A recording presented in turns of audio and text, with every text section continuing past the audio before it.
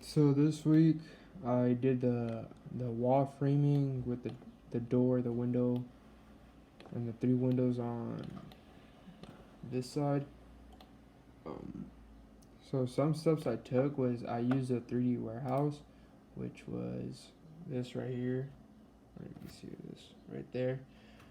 I just searched up framing or whatever, wall framing, door framing.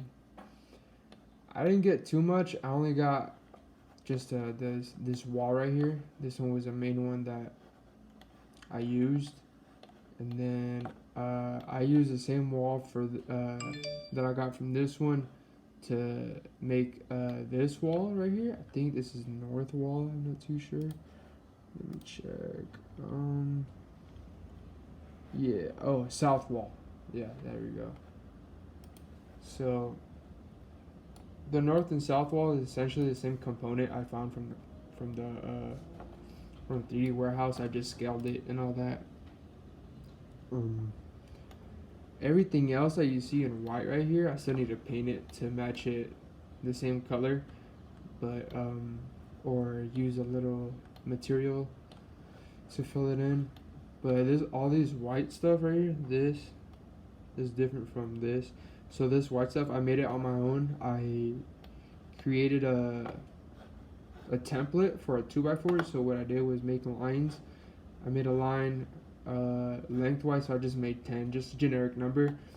But what I really wanted to do was the 2x4 obviously, and then so once I had that, I could just copy and paste it to make these, and obviously I can use a scale tool, which was this one right here. I can use a scale tool to move it up and down however far I want it to. I don't want to mess it up. So that's what I did for basically everything, and then I just looked at the dimensions on the drawings, and that's how I found this window. And same thing for this side. I think the most difficult part was finding was like doing this whole thing by itself, because this was super easy, but this on the other hand was a little bit difficult because I had to, obviously, how I said earlier, I had to make the 2x4 by hand, and I had to custom like scale everything and size everything, cut it out, um, and all that. So like this side is a little bit different. Like these two sides, the east and west wall, they're different because the side on the other side has a door, but this side only has a window. So I had to size this out. I had to cut it right here. So I think that was the hardest, and making this little pitch right here for the roof. I just did a guideline from here to here, but it was pretty hard to make a guideline because it wasn't sticking. But I got it to work, and so it's the same length. So that was probably the most difficult thing. How do you think this compares to creating it in the real world? I think I said this in the last video, but like measuring everything is, I think, probably the best way to compare this to the real world, because in the real world you have to measure everything, like double measure everything. Right here, same thing, you have to measure everything and get it up. Obviously it's pretty easier like to make it here, but it involves the same concepts, like when I did my 2x4s, it was laying on the ground, like sideways or on the ground, like literally like that.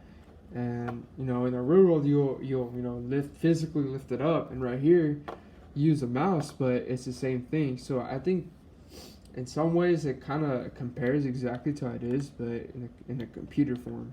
So I think just the measuring part is what makes everything compared in a real life situation. And what aspects of the milestone do you foresee as being the most difficult portion to recreate in real life? Okay, so I think that this this this portion right here, watch, right here, all this right here, because I got this to fit perfectly because it was already a component made, but these walls was probably the hardest because I had to fit perfectly inside. And I know the real world because I did the auto lab. I was in the first lab group, so it was hard to make everything fit snug, but not too snug where you have to hit it with the hammer or with the mallet. I mean, but I think that would probably be the most difficult thing to recreate in a real life situation, with just making everything perfect. Even in here, I can't make everything the perfect amount of size, because it'll always be off by a little bit, no matter how much I can, how much I mess with it, how much I fiddle with it. It'll always be off. For example, these 2x4s right here. Oh, my screw lid. This is the actual size. It's 1.5 by 3.5. When I search up the component in the 3D warehouse, I don't know what size this is. I don't really know. But that's just one thing, that's different from the in real life situation versus doing it on a computer. When you put in components from 3D warehouse, it's not gonna be to your perfect size. Obviously, this I fixed it to where like although the 2x4s might not be an actual 2x4, the actual size of the rectangle, that'll be the actual size that it needs to be. But everything else should match up. But yeah, the hardest thing is getting everything to fit, everything to get measured correctly. That was probably would be the most difficult portion.